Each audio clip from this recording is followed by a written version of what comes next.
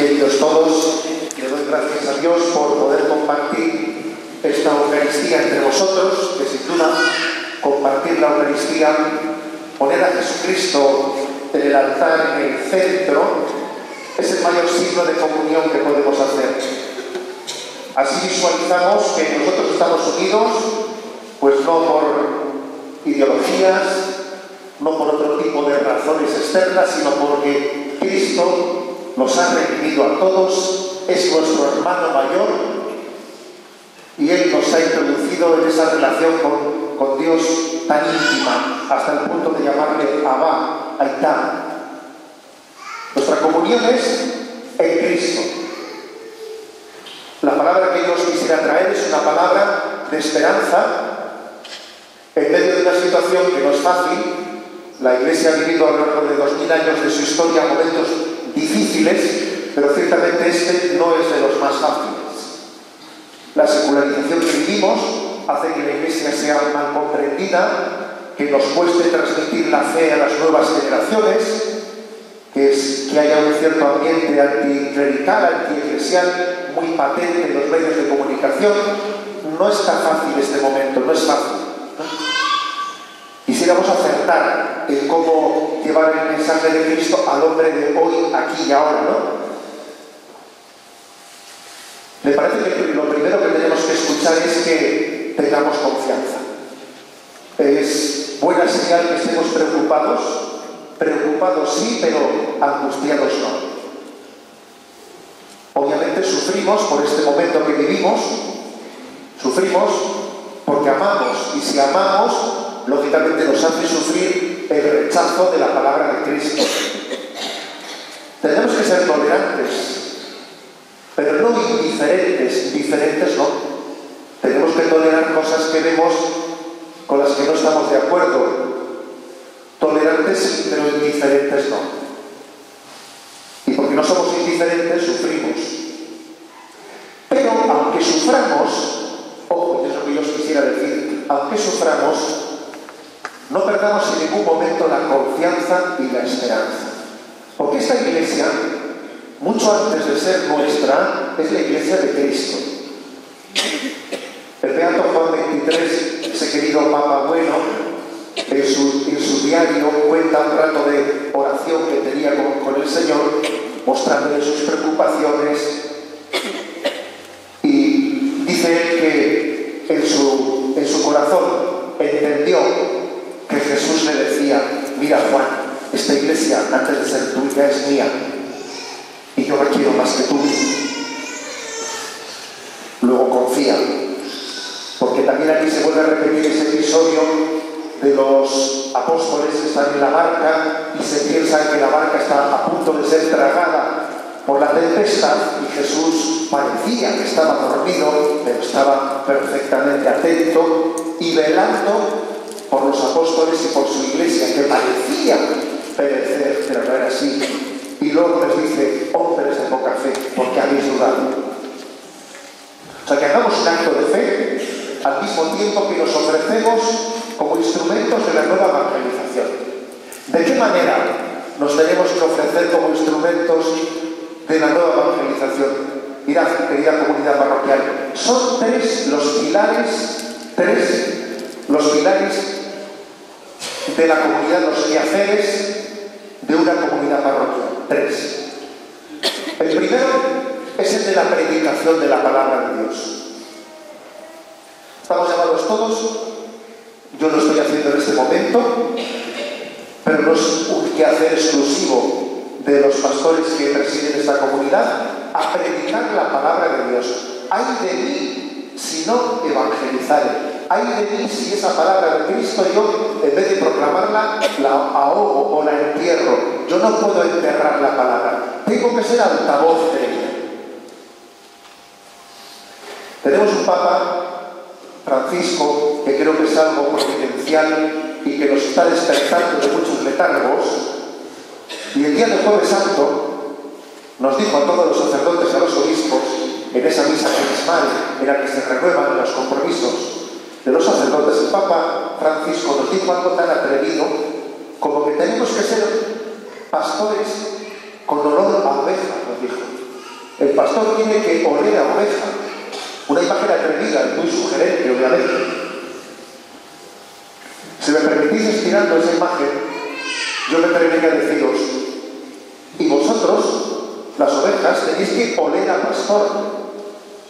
¿Qué quiere decir con esto?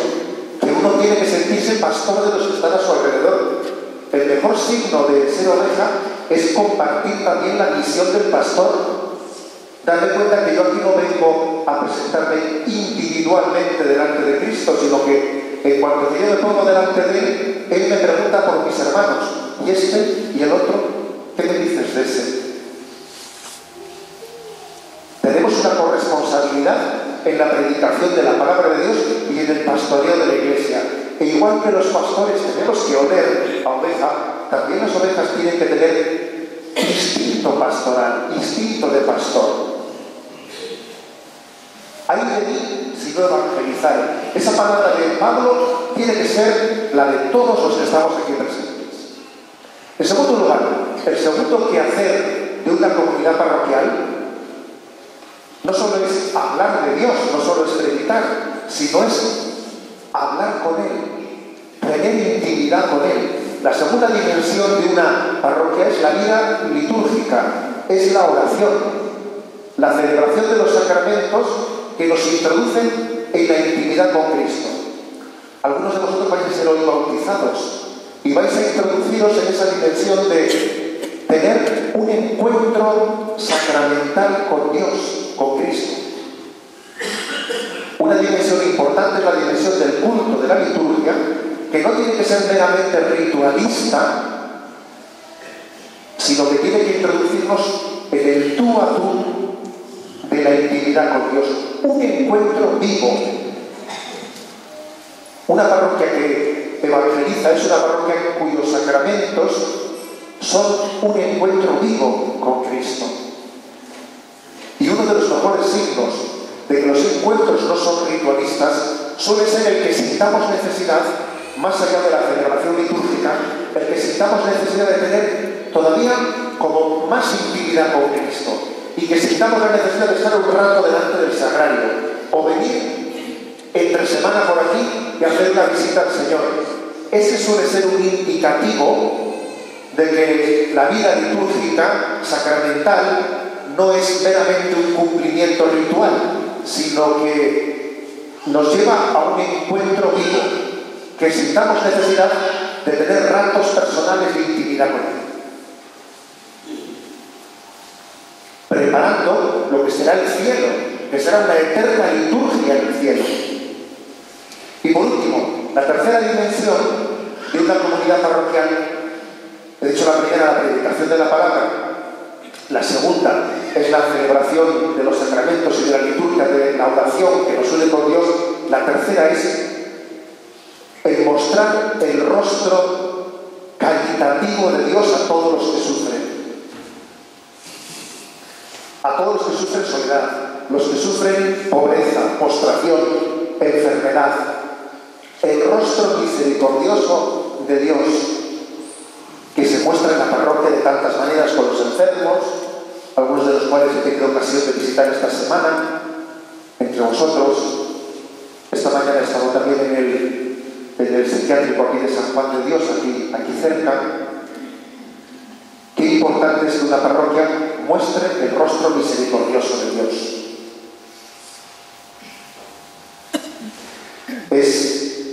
Es la autentificación de la palabra de Cristo. Si os fijáis, tres son las virtudes teologales: fe, esperanza y caridad. La fe la subrayamos sobre todo en lo primero que he dicho, en la predicación de la palabra, en el testimonio de unos con otros, en hacer apostolado. Esa es la fe. La esperanza la subrayamos especialmente en la oración y los sacramentos, que son la esperanza de la vida eterna. Comulgar es esperar en el cielo. Y la caridad obviamente la subrayamos en el ejercicio de la caridad. Estamos en un momento en que Cáritas está mostrando el rostro misericordioso de Dios ante nuestra sociedad increyente. Y muchas personas que desconocen lo que es la Iglesia Católica o tienen imágenes caricaturizadas, deformadas, antipáticas del rostro de la Iglesia, en este momento en el que acucia la crisis, tienen una buena oportunidad para entender que no hay verdad sin caridad, ni caridad sin verdad.